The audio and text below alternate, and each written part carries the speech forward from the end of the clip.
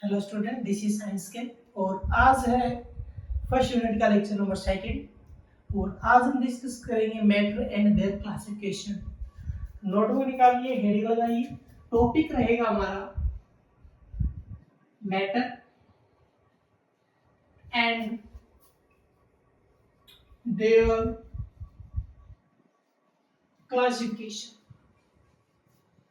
यानी कि इसमें सबसे पहले तो हम ये डिस्कस करेंगे कि मैटर होता क्या है और उसके बाद हम उसका क्लासिफिकेशन यानी कि उसके अलग अलग हम डिवाइडेशन पढ़ेंगे। ठीक है, तो मैटर को अगर हमें डिफाइन करना पड़ेगा, हम क्या लिखेंगे? मैटर का definition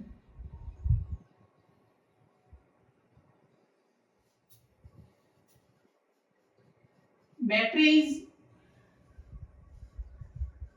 anything that occupies volume यानी कि space and having mass and their presence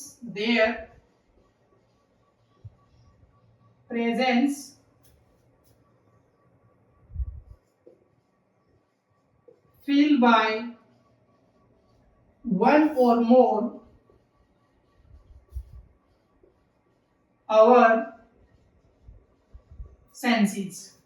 ठीक है, देखिए जरा, मैटर इज एनीथिंग यानी कि हमारे एनवायरनमेंट में चारों तरफ कुछ भी, कैसा भी, लेकिन ऑक्यूपाइज वॉल्यूम को ऑक्यूपाई करे यानी कि कुछ स्पेस कवर करे, एंड हैविंग मास और उसका कुछ मास होना चाहिए। ठीक है, इसके अलावा हम और क्या हेल्प ले सकते हैं? There presence feel by one और मोर आवर सेंस ऑर्गन यानी कि हमारे जो सेंस ऑर्गन होते हैं उसकी हेल्प से भी हम बता पाए कि हमारे आसपास ये चीजें मौजूद है। कुछ हम स्मेल करके बता पाए, कुछ हम देखकर बता पाए, कुछ हम टच करके बता पाए, यानी कि अलग अलग तरीके से। यानी कि किसी भी ह्यूमन को अगर किसी तरीके का डिसेबिलिटी होता भी है तो भी वो मैटर के बारे में बता पाए, वो फील कर पाए। ठीक है, दो पॉइंट्स के साथ साथ हम हमारे सेंस ऑर्गन का भी यूज कर सकते हैं। इनको हम क्या बोलते हैं? मैटर बोलते हैं। तो हमारे एनवायरनमेंट में जैसा जो कुछ भी है, लिविंग है, नॉन लिविंग है, वो सारा ही किसमें काउंट होता है?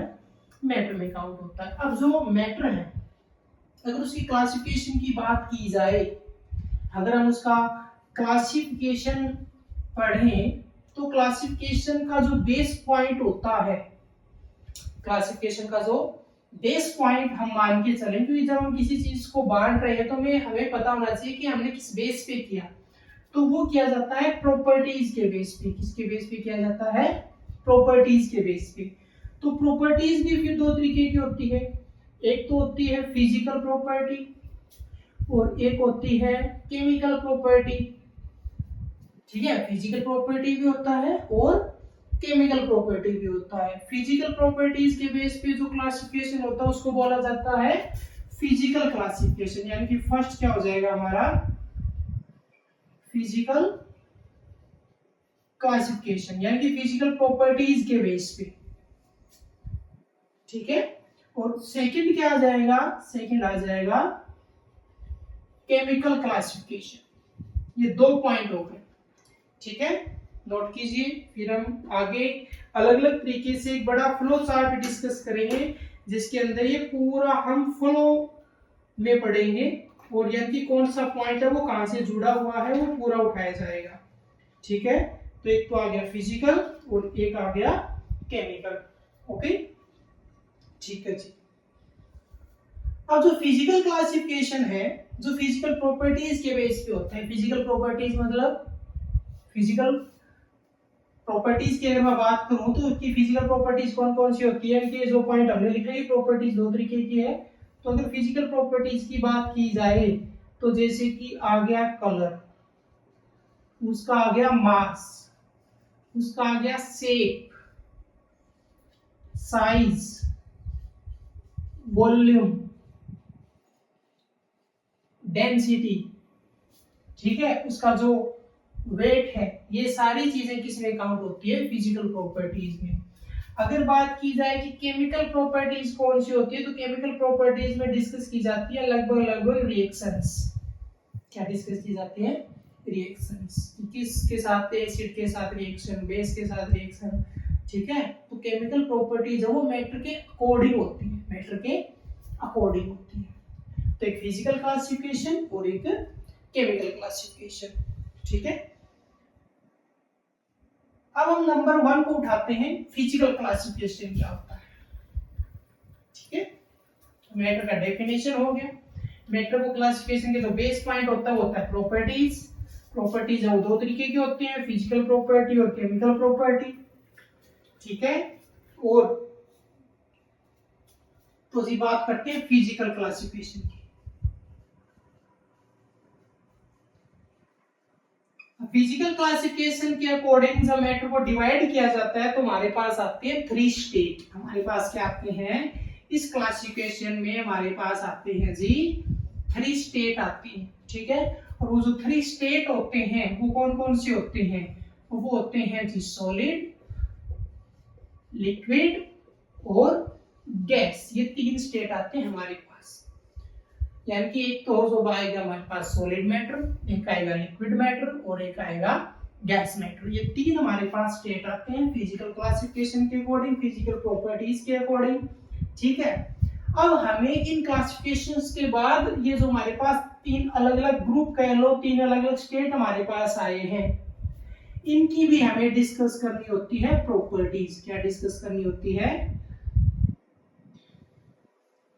प्रॉपर्टीज हमें डिस्कस करनी होती है। अब जैसा ये हमारा बेसिक पॉइंट है कि जो मैटर होता है, जो मैटर होता है उसकी सारी प्रॉपर्टीज जो है वो किसके ऊपर डिपेंड करती है? उसके पार्टिकल के ऊपर डिपेंड करती है। किसके ऊपर डिपेंड करती है? पार्टिकल के ऊपर डिपेंड करती है, ठीक है। यानी कि क्योंकि पार्टिकल है वो एक मैटर के लिए फंडामेंटल हो गया, ठीक है, मूलभूत वही चीज हो गई। तो जैसी प्रॉपर्टीज पार्टिकल्स की होगी और पार्टिकल्स मिलकर ही मैटर बनाते हैं, तो मैटर की पूरी प्रॉपर्टीज जो है वो पार्टिकल के ऊपर डिपेंड हो गई, ठीक है। यानी कि हमें पार्टिकल्स के बारे में अगर पता चले तो हम उस मैटर की प्रॉपर्टीज बता सकते हैं, ठीक है। यानी कि हमें प्रॉपर्टीज डिस्कस जब हम इनकी करेंगे तो देखो इसमें हम कुछ चीजें डायरेक्ट लिखेंगे क्योंकि लोअर क्लासेस के अंदर आ जाती है। ये टॉपिक 8th क्लास में भी आ जाता है, 9th क्लास में भी आ जाता है, ठीक है। तो हम इसमें कुछ इसको अलग तरीके से पढ़ेंगे, ठीक है। तो मैटर की प्रॉपर्टीज है उसके पार्टिकल के ऊपर डिपेंडेंट होती है। और इन प्रॉपर्टीज में जो सबसे इंपॉर्टेंट प्रॉपर्टी है वो होता है फोर्स ऑफ अट्रैक्शन।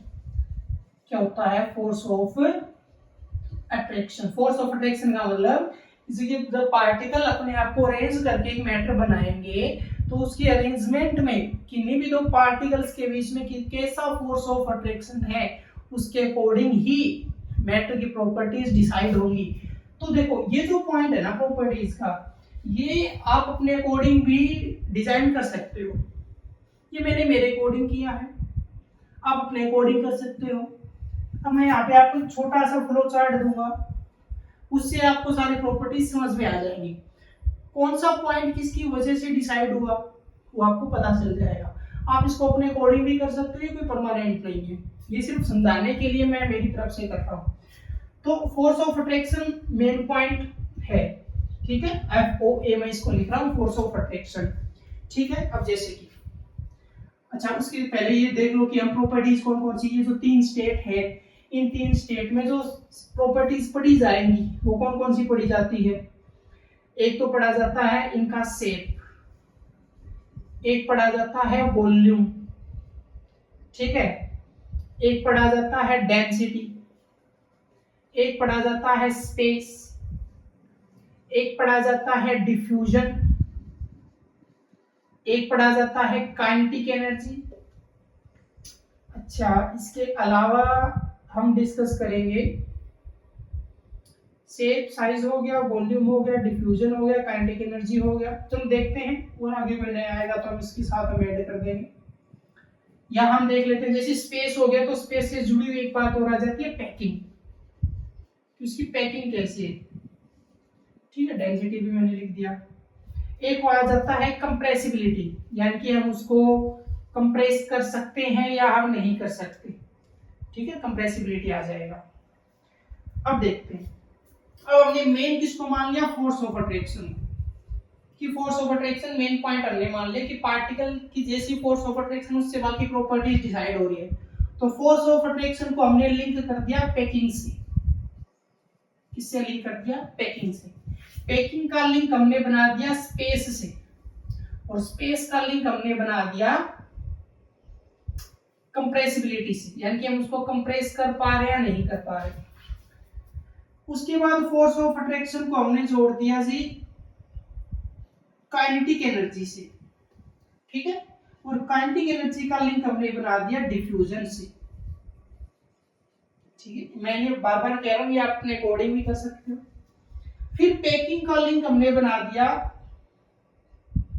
शेप से और वॉल्यूम से, और इन दोनों चीजों को हमने लिंक कर दिया डेंसिटी से।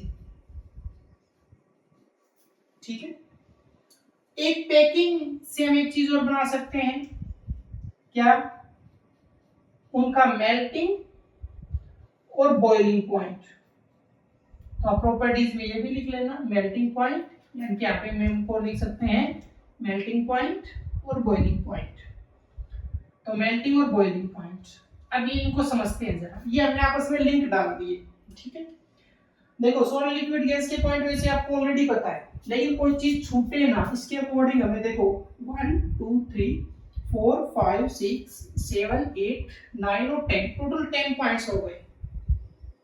तो ये 10 हमें दिमाग में रहे, हमें उसको भूले ना, इसलिए हमने एक दूसरे से लिंक बना दिया। अब देखो किसी एक को समझ लेते हैं, जैसे मान लो सॉलिड है, अब सॉलिड की हमें प्रॉपर्टीज लिखनी है।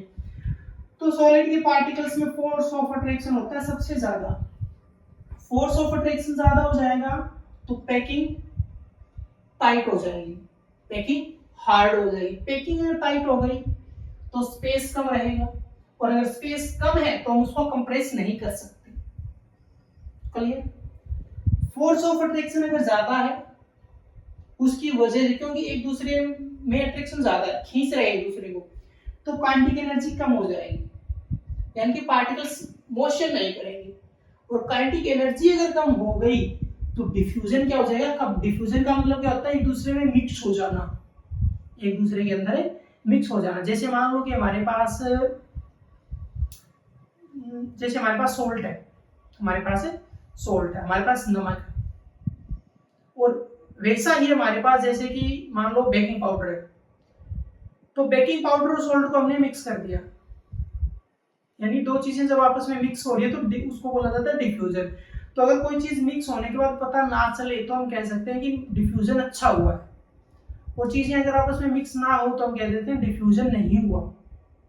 फॉर एग्जाम्पल वाटर के अंदर हमने अल्कोहल डाल दिया, वाटर के अंदर हमने अल्कोहल डाल दिया, या किसी भी कोल्ड ड्रिंक के अंदर हमने वाटर डाल दिया, तो चीजें अगर मिक्स हो रही है, या मिल्क के अंदर हमने वाटर डाल दिया, तो चीजें अगर मिक्स हो रही है इसका मतलब एक दूसरे में डिफ्यूज हो रही है। मिक्स नहीं हो रही है मतलब डिफ्यूजन नहीं है। तो काइनेटिक एनर्जी अगर कम है तो डिफ्यूजन भी क्या होगा, कम होगा।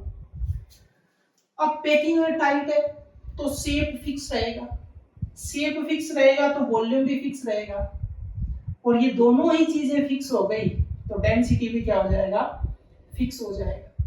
ठीक है, क्योंकि डेंसिटी क्या होता है, mass by volume, mass by volume. अब कोई भी हो चाहे, मास सभी का फिक्स रहेगा, मास फिक्स रहेगा, चेंज क्या होगा, volume. Density mass by volume होता है, और अगर वॉल्यूम बार बार चेंज हो रहा है तो आप एक एग्जैक्ट डेंसिटी नहीं दे सकते। सॉलिड लिक्विड गैस कोई भी हो चाहे, मास तो आप एक बार में निकाल लोगे, निकाल क्या नहीं पाओगे, वॉल्यूम। ठीक है, तो शेप वॉल्यूम अगर फिक्स हुआ तो फिर आप क्या निकाल सकते हो, डेंसिटी। उसी प्रकार अगर पैकिंग अगर टाइट है, तो हम सॉलिड के अकॉर्डिंग चल रहे हैं, पैकिंग अगर टाइट है तो मेल्टिंग पॉइंट भी ज्यादा होगा, बॉइलिंग पॉइंट भी ज्यादा होगा। और आपको ये पता है कि मैं बॉइलिंग पॉइंट हमें, क्योंकि पहले चीजें मेल्ट होती है, मेल्ट होने के बाद वो बॉइल होती है, तो बॉइलिंग पॉइंट ज्यादा होता है, मेल्टिंग पॉइंट बॉइलिंग से कम होता है। अब ये तो आ गया सॉलिड के अकॉर्डिंग। अब मैं बात करूं गैस की, तो गैस में आपको पता है फोर्स ऑफ अट्रैक्शन कम होता है, तो पैकिंग लूज रह जाएगी, पैकिंग लूज रहेगी तो स्पेस ज्यादा रह जाएगा, स्पेस ज्यादा रह गया तो हम कंप्रेस कर सकते हैं। क्लियर? फोर्स ऑफ अट्रैक्शन ज्यादा, फोर्स ऑफ अट्रैक्शन कम है इसका मतलब काइनेटिक एनर्जी ज्यादा है, और काइनेटिक एनर्जी ज्यादा है इसका मतलब डिफ्यूजन भी ज्यादा है। फॉर एग्जांपल एयर था, एयर में आपने फॉग आपने कोई डीओ डाल दिया, आपने परफ्यूम डाल दिया, वो मिक्स हो गया, मिक्स जल्दी होता है क्योंकि काइनेटिक एनर्जी ज्यादा होती है तो डिफ्यूजन अच्छा होता है। अब नेक्स्ट पॉइंट आते हैं, जैसे कि पैकिंग अब लूज रह गया क्योंकि गैस की बात है, पैकिंग लूज है तो शेप चेंज होगा, शेप चेंज है तो वॉल्यूम चेंज होगा क्योंकि गैस है। फॉर एग्जांपल गैस को आपने किसी सिलेंडर में डाला तो शेप किसका आएगा? सिलेंडर का। रूम में डाला, शेप किसका आएगा? रूम का। फिर वॉल्यूम भी सिलेंडर का और रूम का, तो दोनों चीजें चेंज हो जाएंगी। ये बार बार चेंज हो रही है तो डेंसिटी के ऊपर चेंज होगा, रूम के अकॉर्डिंग अलग आएगा, ठीक है, और सिलेंडर के अकॉर्डिंग अलग आएगा। उसके बाद पैकिंग अगर लूज है तो मेल्टिंग और बॉइलिंग पॉइंट भी चेंज होगा। तो ये जो मैंने आपको एक पॉइंट दे दिया, एक फ्लो चार्ट दे दिया, ये प्रॉपर्टी जिसके अकॉर्डिंग चेंज हो जाएगी। आप अब इनको सभी को अलग अलग लिख सकते हो। रह गया लिक्विड, तो लिक्विड इन सभी के बीच का होता है, सॉलिड के कंपैरिजन में डाउन चला जाएगा और गैस के कंपैरिजन में अप आ जाएगा, दोनों के बीच का होगा, ठीक है, नोट कीजिए, ठीक है।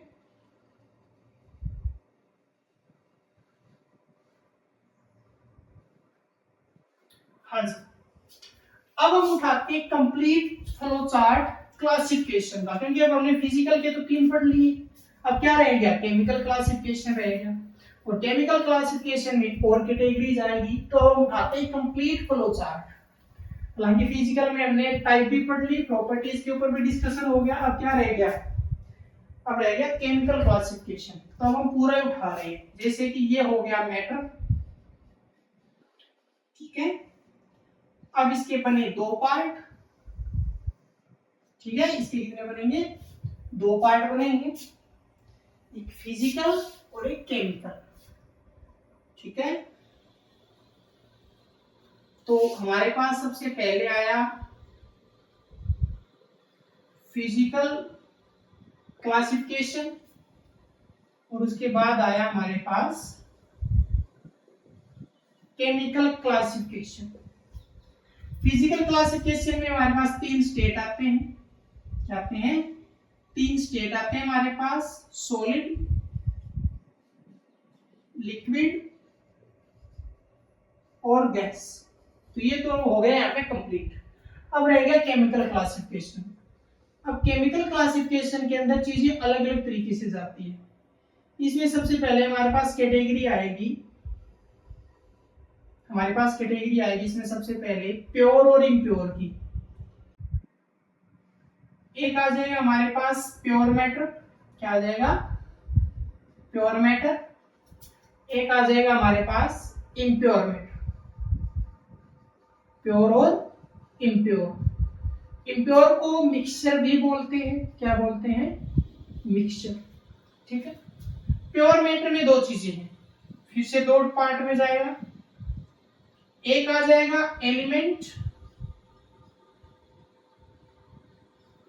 एक आ जाएगा कंपाउंड, एलिमेंट और कंपाउंड। चलिए, एलिमेंट फिर 3 तरीके के आ जाएंगे, मेटल, नॉन मेटल और मेटेलॉइड। कंपाउंड की बात करते हैं, कंपाउंड में भी 2 चीजें आ जाएंगी, एक आ जाएगा ऑर्गेनिक कंपाउंड और एक आ जाएगा इनऑर्गेनिक कंपाउंड, ऑर्गेनिक और इनऑर्गेनिक। अब बात करते हैं इम्प्योर की। इम्प्योर 2 टाइप का होता है, होमोजेनियस और हेट्रोजेनियस। होमोजेनियस और हेट्रोजेनियस। होमोजेनियस में आता है सॉल्यूशन, क्या आता है? सॉल्यूशन। और हेट्रोजेनियस में आता है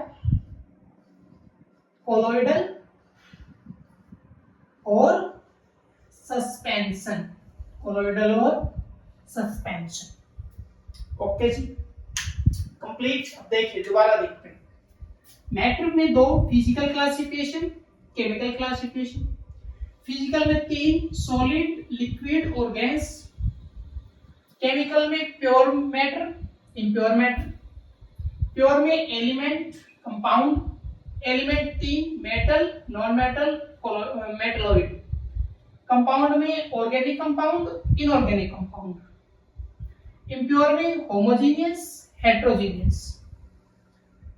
होमोजेनियस में क्या आता है सॉल्यूशन, और हेट्रोजेनियस में आता है कोलोइडल और सस्पेंशन, और इम्प्योर को हम क्या बोल सकते हैं मिक्सचर। ठीक है, ओके। कई बार कई जगह आपको एक ये भी देखने को मिलेगा कि ये केमिकल, ये डिवाइडेशन तो हुआ ही हुआ, इसके साथ साथ केमिकल में 2 चीजें और डाल दी जाती है। कौन कौन सी? यहां पर भी आपको मिलेगा होमो और हेट्रो, यहां पर भी मिलेगा। हालांकि हमने होमो और हेट्रो कहां पे लिखा है इम्प्योर, ये इम्प्योर के अकॉर्डिंग यहाँ पे सही है। ये ओवरऑल केमिकल का डिवाइडेशन है। पूरे ही केमिकल मैटर को, पूरे ही केमिकल क्लासिफिकेशन में 2 बड़ी कैटेगरीज है, होमो और हेट्रो। यानी ये जितना पोर्शन है नीचे का, इसको 2 ही पार्ट में डाल देते हैं, होमो और हेट्रो के अंदर। ठीक है, तो हम इस तरीके से चलाएंगे इसको। तो ये पूरा फ्लो चार्ट इंपॉर्टेंट है, आपको याद रहेगा कौन सा पार्ट कहां से जुड़ा है। इससे आपको पॉइंट्स लिखने में आसानी होगी। तो मिलते हैं थर्ड लेक्चर के अंदर, जिसमें हम पूरा डिस्कस करेंगे केमिकल क्लासिफिकेशन।